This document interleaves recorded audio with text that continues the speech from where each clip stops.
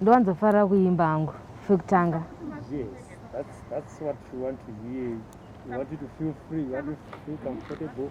And what we are in artist. Yeah. Wakati mbutu paka chorus kaka status timbodera tiri kunoku. Aka ndekangu aka. Yeah, you can. Kanam. This is my story. This is my song. Blessing my Savior all the day long. This is my story. This is my song. Blessing my power all the day long. My name is Tamaru Tendo Mundirwira. I'm aged 20 years. Before I was me, I had so many struggles in life. It all started in 2016 when I had a quarrel with my stepfather. So, unable to save the relationship between my father and my mother, I had to leave the house. I went to Chi-Town, stayed with a friend. She was my very close friend. I was still doing Form 4. I went to stay with a friend who was actually doing drugs. I think it's ambanje, ngoma, skanky, msombodia. So we started staying in Muzoti when in the Congo's statement in Rome, do as the Romans do, Tango in Taurus. So when I went to stay with my friend, I put on banje, I won't go, my son was the same and think some profits, same, and I should go to say. So I just started ndatanga kuputa mbanje. Ndichitoona mbanje zishwa dzekutoita kuti ndite zvandoda ndikafunga kuti ndingoputa mbanje kuti ndirare ndaigona kuputa mbanje ndobva ndarara. Then if it's brongo kuti ndikangongoti ndiwane energy yekutsvaira mumba kana ndise before it became an addict. Ndikatongomuka handichatokwanise kutoswera ndisinaita sei ndisina kuputa kana ndisina kuti ndisina kumwa ndotimwa nemusoro.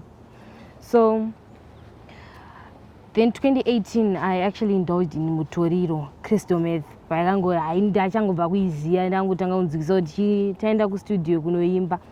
Then shamwari yangu abva yangondudzowo zvikanzi uya anotengesa yacho kuti kuti usarare yanga changobva kupinda pandakaenda varongotiti kuti usarare ukangorowa one hit vanomati mahits ukangorowa 1 hit ndikati zvinorowa sei semunhu andingada kuti experimenta semunhu anofarira kuexperimenta ndakarowa 1 hit rainzisa kuti unokweva ndikazokudza munozotedzera vandudzo unokweva sei ndakatoona ndisiri kurara ndikaona mubrain dzangu ndakunyatsoimba zveshuwa manheri aya ndakanyatsoimba zvandisati ndamboimba kana ndozviti ndoimba but ndakaimba zvandisati ndamboimba.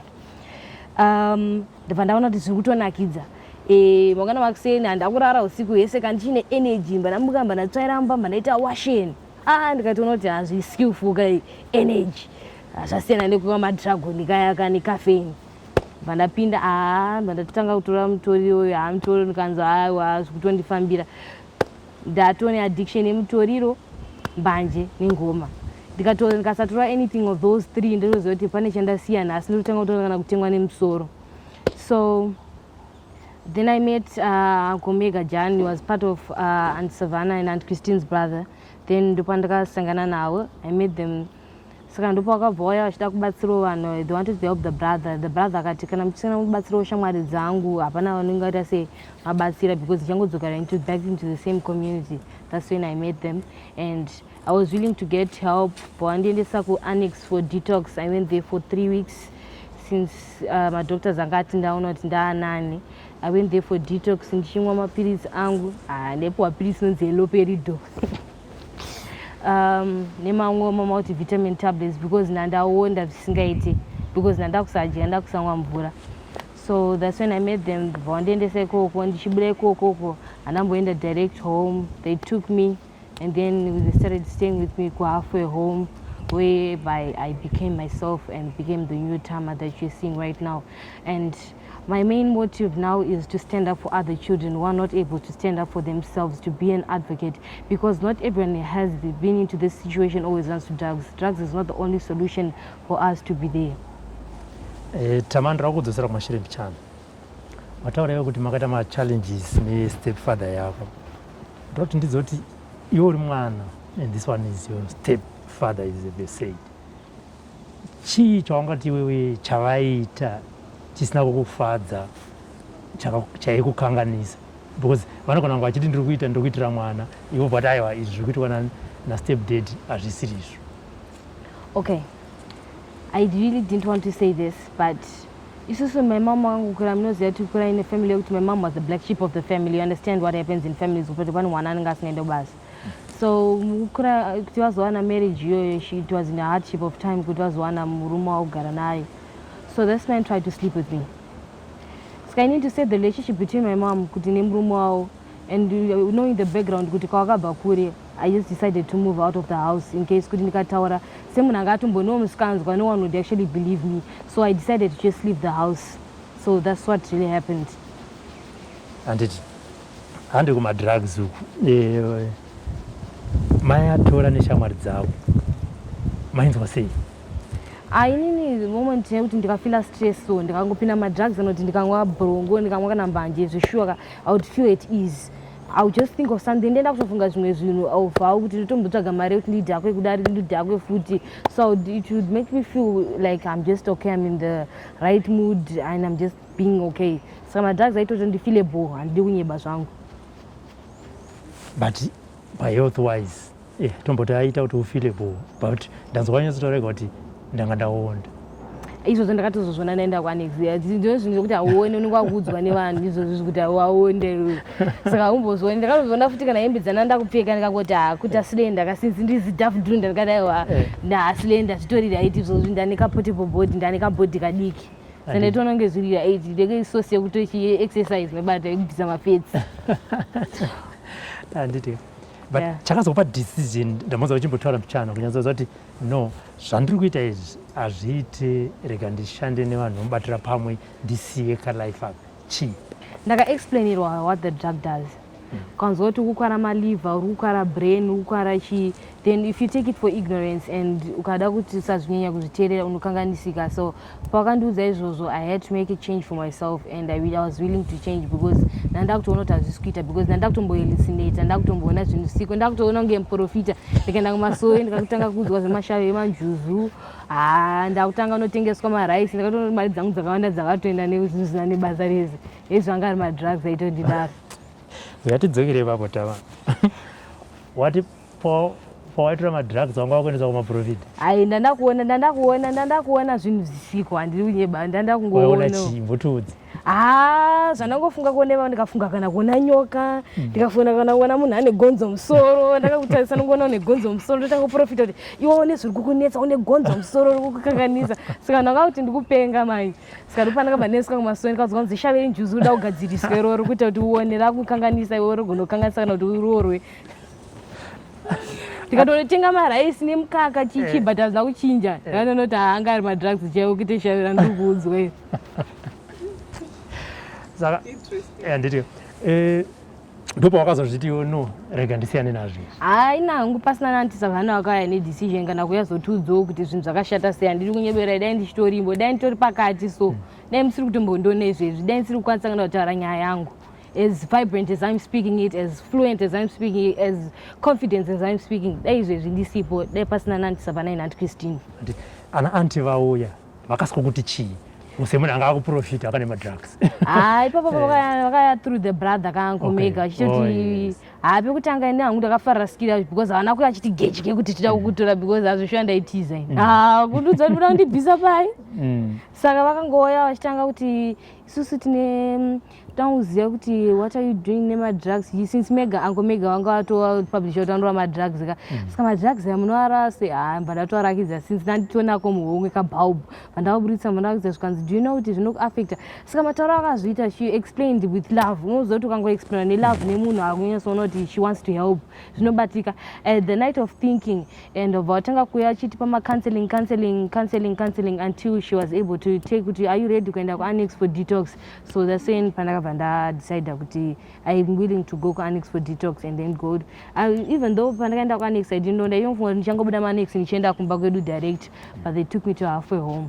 Anditi kuhalfway home ndamudza muchitaura nevamwe sisa munenge muchitei bhoza kuna madrugs kawo iwe wanga wajaira kuti pesi pawagara kamwe kanotogara muhome izvine zvaona ana anti ndo ari kungotenderera pauri zvinhu izvozvo zvinotsoma handidi kunyebera mafirst days kana nhasi ndichitone macravings acho anotomboita achiuya zvipereze kumhanya handidi kunyebera aiwa sorry kutsongwa ilanguage yemo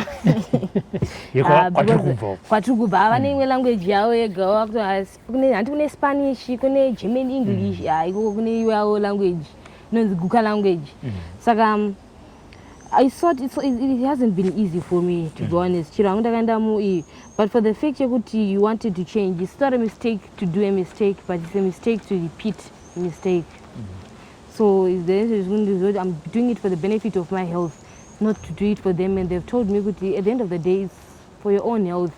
And with no interest of gaining something, you know that the person is helping you with love, not without love. One time I got to say half a house. One time I got to say. Then I'm 3 months. About took out 3 months is at Okatora. Who's one say you? It's not an easy journey. If Papa wants to born a crazy zungo, but no goes zoro to reading and go change your funga. Number out your thoughts, those later with you. It's no builder anyway. So obviously my cravings and then since another Jedi, I've been doing this for the past 5 years. Saka for 2016 till now this year. Saka change good achingo see good and it had become a habit, it had become a part of my life. Ramangwana ratama tunguruna ragamira si. Inanguka. Ramangwana rangu chairoga. And especially now a lawyer and children, people who can't stand up for their own, because that's what I'm passionate. That's my calling and that's my dream. So it actually goes together, because when you know your calling and when you know your dreams, when they go along, when they get along, it's a very good thing. There is someone watching right now, of your age or young or old. What is your message to them if they are thinking of taking drugs?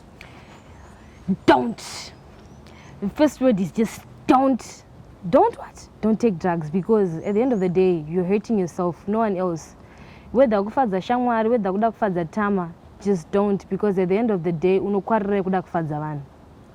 So my advice to you is do things for yourself. Drugs is not the only solution to get out of problems. But ways of reading and getting mental help and counseling is the best. Go to a person that you trust the most, tell them your issue, tell them your story. It will help a lot. Chimbuti varra nekambo kaisisi titiri kudanza katingosumuka ando watitanga atitikatanga nemunamato tovhara nemunamato. Come and lay your burdens on my feet. Come and lay your troubles on my feet. 'Cause I'm the Lord, your God, and I'm with you. 'Cause in my name you heal the sick. 'Cause in my name you tell me to do as I say. When my life is out to live, nobody seems to care. What can I do? I'll get on my knees. So get on your knees and pray. I'll get on my knees. On my knees. This is the first song that I wrote in my singing artists. Run them again. At a fire we are burn, we run them again. Zimkwana crew, we burn them again. tasanganiswa neSlyMedia TV. TV thing.